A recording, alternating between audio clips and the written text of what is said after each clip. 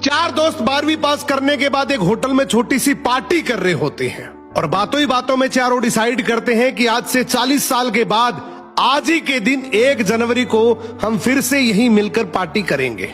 और हाँ, जो सबसे आखिर में आएगा सबका बिल वही पे करेगा।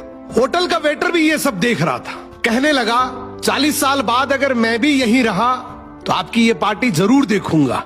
ठीक 40 साल बाद पहला दोस्त होटल पहुंचता है तो देखता है वो होटल अब 5 स्टार बन चुका है।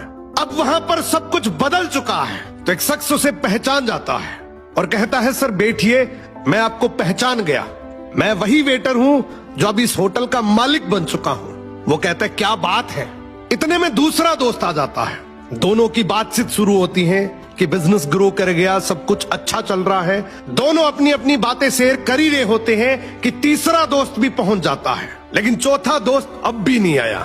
तो जो सेठ होता है वो कहता है आप ऑर्डर कीजिए, मेन्यू में खाना वगैरह सेलेक्ट कीजिए, इतने में आपका दोस्त भी आ जाएगा।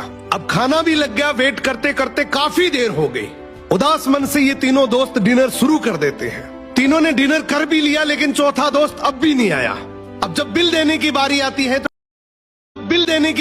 है तो कहते हैं कि विकास तो शायद बहुत बड़ा आदमी बन गया, हम सबको इग्नोर कर रहा है, चलो हम ही बिल पे कर देते हैं। जैसे ही बिल पे करने के लिए काउंटर पे पहुंचे तो काउंटर का मैनेजर बोला आपका बिल तो ऑलरेडी पे हो चुका है।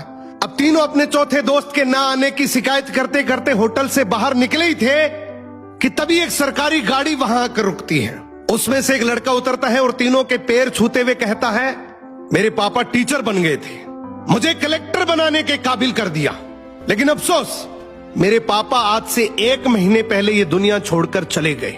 उन्होंने आखिरी वक्त में आपके इस वादे के बारे में मुझे बताया था और कहा था कि जब तीनों पार्टी खत्म कर ले तो उसके बाद तू वहां जाना और पेमेंट वगैरह कर देना।